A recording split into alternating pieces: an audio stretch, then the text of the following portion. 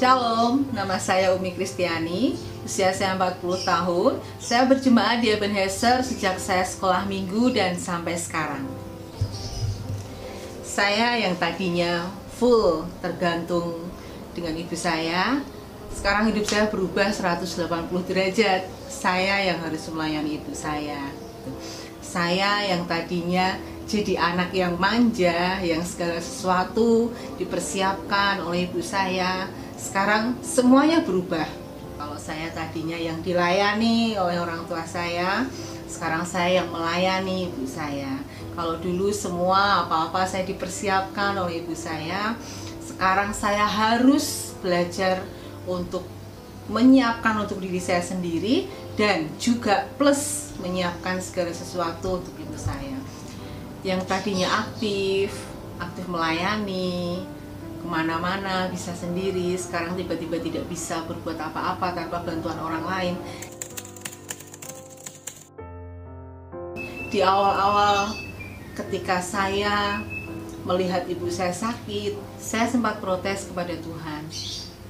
Kenapa saya dan ibu saya yang notabene rajin melayani Tuhan, yang hidupnya untuk Tuhan, Tuhan izinkan mengalami ini.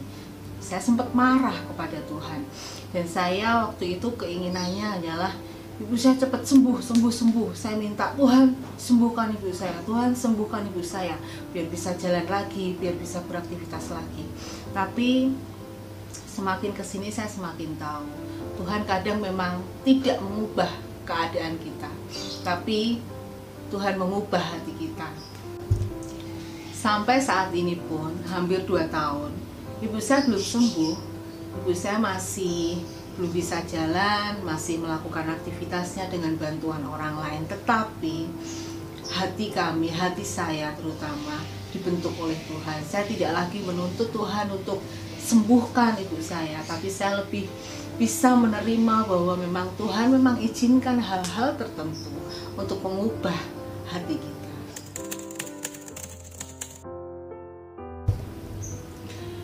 Fokus saya saat itu hanya merawat ibu saya sebaik-baiknya, juga bekerja.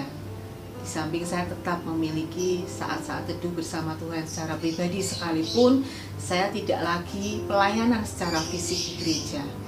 Tapi menjalani tahun 2020, waktu itu saya hanya fokus kepada keluarga saya. Saya bahkan tidak punya kepikiran untuk menikah waktu itu. Sekalipun mulai banyak pertanyaan datang dalam hidup saya. Menjalani masa single sampai usia 39 tahun itu tidak mudah buat saya. Banyak penghakiman yang datang dalam hidup saya. Oh, kamu terlalu pemilih. Kenapa sampai sekarang belum menikah? Saya tidak perlu menjelaskan apapun kepada siapapun. Saya tahu Tuhan sedang mengerjakan rencana yang besar dalam hidup saya. Saya tidak perlu mengandalkan kekuatan saya sendiri, apalagi hanya sekedar pasangan hidup, menikah. Saya percaya kok, Tuhan sudah persiapkan orang yang terbaik untuk saya. Saya selalu bilang ke anak-anak muda yang saya layani dulu bahwa jangan hanya karena apa kata orang, kemudian kita sembarangan memutuskan untuk menikah atau memilih pasangan hidup yang itu bukan kehendak Tuhan. Dan itu saya juga pegang prinsip itu dalam hidup saya. Saya tidak mau hanya karena apa kata orang, hanya karena desakan dari orang, kemudian saya mengambil keputusan dengan tergesa-gesa. Saya mengambil keputusan yang itu bukan dari Tuhan, yang nantinya membuat saya menjauh dari rencana Tuhan.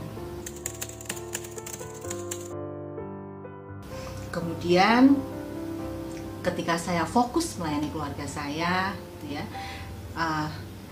di pertengahan tahun 2020, hampir di akhir tahun, gitu, saya bertemu dengan orang yang saat ini menjadi suami saya, yang tidak pernah saya pikirkan, tidak pernah saya duga, menggenapi sekali firman Tuhan. Apa yang tidak pernah kamu lihat, apa yang tidak pernah kamu dengar, apa yang tidak pernah timbul dalam hatimu, itu yang disediakan oleh Tuhan. Sampai berikutnya kami memiliki rencana untuk menikah di pertengahan tahun 2021 dengan saya tetap bekerja dan melayani ibu saya. Dan sesuai kehendak Tuhan, sesuai rencana Tuhan, pada bulan Juli 2021 kami menikah. Pergumulan kami berikutnya adalah tentang anak. Tentu saja semua pasangan yang sudah menikah merindukan memiliki anak, dan juga faktor kesehatan serta faktor usia saya yang sudah memasuki 40 tahun menjadi pertimbangan. Akhirnya kami melakukan program ke dokter, dan puji nama Tuhan, 2 bulan setelah kami menikah saya dinyatakan hamil. Dan berkat Tuhan tidak berhenti di situ, Bapak Ibu Saudara. Tahun 2001 menjadi tahun yang luar biasa, menjadi tahun penggenapan janji Tuhan dalam hidup saya. Saya mendapatkan pendamping hidup yang sesuai kehendak Tuhan. 2 bulan kemudian saya dinyatakan hamil, dan kehamilan saya ini ternyata saya hamil anak kembar. Jadi Tuhan memberikan berkat yang double kepada saya, 2 sekaligus kepada saya, ya. Dan ini Tuhan memberikan berkat double kepada saya, anak kembar sekaligus, 2 sekaligus, lebih dari apa yang kami pikirkan, lebih dari apa yang kami bayangkan, lebih dari yang kami doakan.